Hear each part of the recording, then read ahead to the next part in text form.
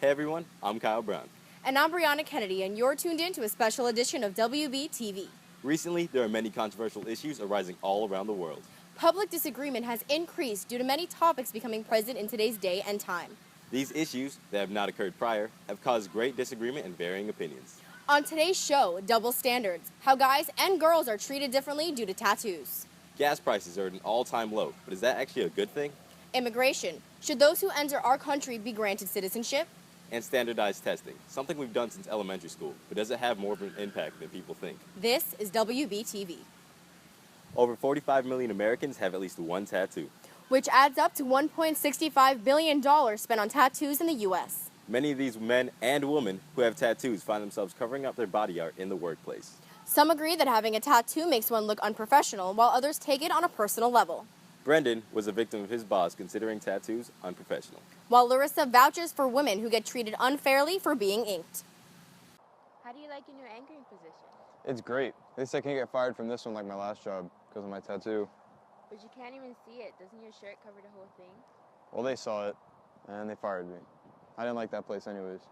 Well, that's great for you then. But my favorite teacher just got fired for her tattoos. And so did this lady on the news. Charlotte Tumulty, a mother of two, was offered a role at St. John Vianney Primary School in Hartlepool. Within an hour of coming to the school, they sent her home claiming that her tattoos were prohibited in the Catholic school and that she could return once they were all covered. I agree with that. A teacher should not be covered all in tattoos, especially in a Catholic school. They offered her the job, and it's technically the same situation you were in. No, she was a teacher, and I was just a bag boy. Not the same thing. Yeah?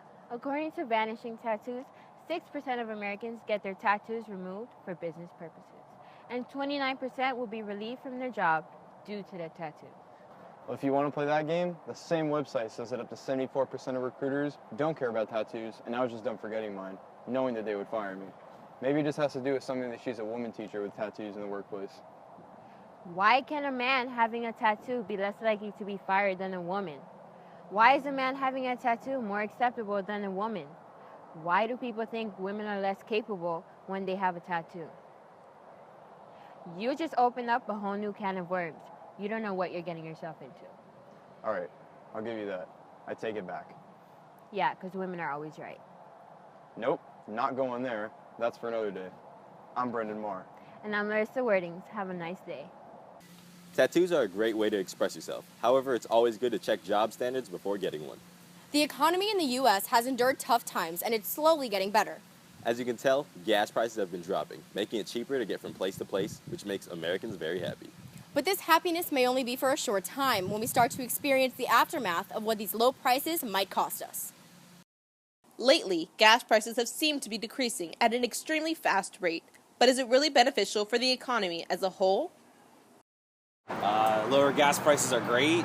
I spend like $1,000 a month in fuel. I think the lower gas prices is always a good thing because being a teenager and stuff, driving around, obviously I don't have all the money in the world to put gas in my car. Well, it's definitely helped because I don't have to do gas as often, as well as the prices are definitely cheaper, so it's cheaper to fill up, which is always good. When prices were higher, people were buying smaller and more fuel-efficient cars. But now it seems to be common to see larger cars on the road.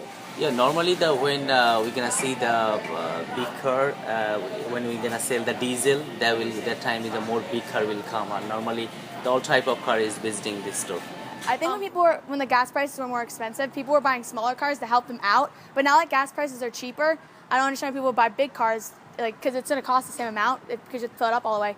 But like if you still have a small car and gas prices are cheaper, it automatically just saves you money because smaller cars. Everyone has their thoughts on why gas prices are decreasing. Some believe that it is due to the increase in people buying gas, while others think that it is due to the increase in electric and fuel-efficient vehicles. I honestly think that the gas prices have probably gone lower because the surge of like electric vehicles, maybe the gas prices are like going down so that more people can buy gas and the gas companies could stay in business considering all the electric vehicles that are coming out and those hybrids too. So. When the businessmen they are buying the gas from the other country and when they will cheaper, that time we're gonna take the gas cheaper rate.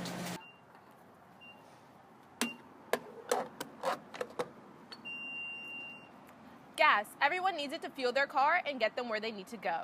As gas prices are lowering, the amount of people buying gas are increasing. What's your opinion? This has been Alexis Jones reporting for WBTV. It's always good to think of the consequences before you act. I was happy about the low gas prices, but now I might start riding my bike. I don't think you need to be that drastic. Carpooling would be beneficial enough. Before we get into more controversial altercations, it's time to watch some commercials. Stay tuned for more WBTV after the break.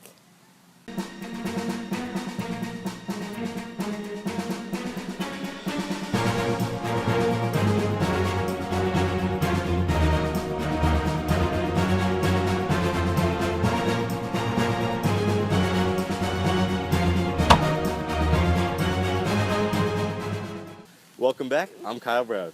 And I'm Brianna Kennedy, and you're tuned in to a special edition of WBTV. Hope you enjoyed that commercial break because we're about to get into some more controversial topics. In the past 2 years, over 41 million immigrants entered America looking for a better life, creating a dispute between some Americans who have lived here their entire life. Let's take it to Alex, who shows us the point of view of an immigrant himself. Thousands of immigrants moved to the United States in search for a better life and better job opportunities. Martin Polipiak, an Argentinian immigrant, is one of them. My name is Martin Polipiak. I moved here when I was 5 from Argentina.